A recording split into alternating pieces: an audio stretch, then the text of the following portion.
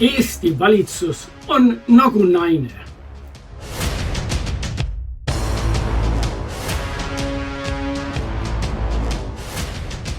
Mul on sõber, kes oma naisega on jõudnud arusaamisele. Kõige tähtsamad otsused on mehe käes. Mees otsustab, missuguse presidendikandidaadi poolt ta hääletab. Tema otsustab välispoliitikast kõik. Tema oskab suheldab nii Putiniga, Xi Jinpingiga, Kim Jong-uniga ja peremees otsustab, millist sõjaväetehnikat kasutada. Kõik, mis on seotud poliitikaga, jääb mehe otsustada. Kõik vähese tähtsusega otsused on naise käes.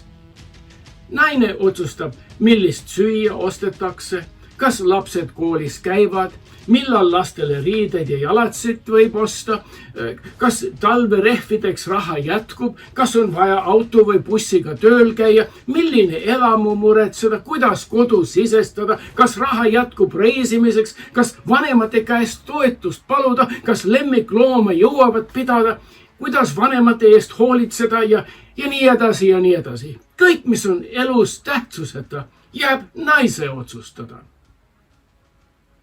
See on muidugi nali, aga praegu on meil sama seis rahva ja valitsuse vahel. Kõik, mis on tõesti elule oluline, jääb valitsuse otsustada. Rahval pole mingit sõnaõigust nendel asjadel. Aga üks asi, mis pole tähelepanu väärt, seda pakutakse rahvale referendumiks. Mida kuradit? Ma räägin muidugi abielu teemalise rahvaküsitlusest. Valitsuse kohustus on rahvast ja rahva arvamust juhtida, mitte pimesi järgida valjukaid eeskäijaid. Kui trügisid Toompeale juhtima, siis juhtigu. Kui vastu rahva tahtmist juhivad, siis ega meie valimisseadusega ju neist nagunii lahti ei saa.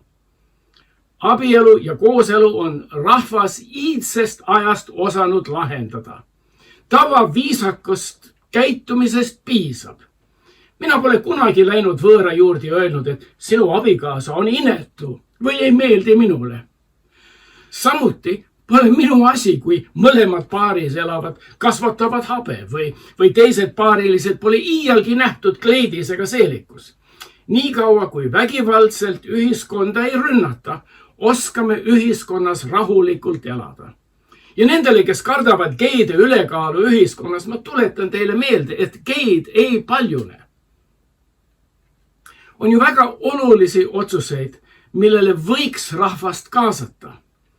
Rahval on mitte ainult huvi, aga tahtmine presidenti valida ja mitte jätta seda poliitikute kätte. Me kõik teame, et valimisseadus on vigane ja vajab kohendamist, et ebapopulaarsed parteituusad ei jääks ametisse samal ajal, kui populaarsed, andekad, kogenud ja elutargad jäävad maha.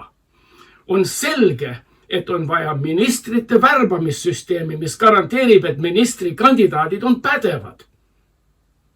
Majandusarengust peaks olema rahval sõnaõigust. Eriti siis, kui maksumaksjate raha raisatakse Nordica, Rail Baltica, Tallinn-Helsingi tunneli, Tallinki ja Rauno Tederi suguste kinnisvara arendajate ülalpidamiseks. Kuidas hoolitseda pensioniealiste eest? Kas ravimi kättesaadavusega või ravimite ja toitude käibemaksu langetamisega on selgelt rahva pädevuses ja huvides? Samuti peaks olema rahval võimalus ametnikude palkasi, hüvitisi ja töötunde mõjutada. Sellistele otsustele peaks referendumitega rahvast kaasata ja mitte tühja ja tähtsuseta otsustega.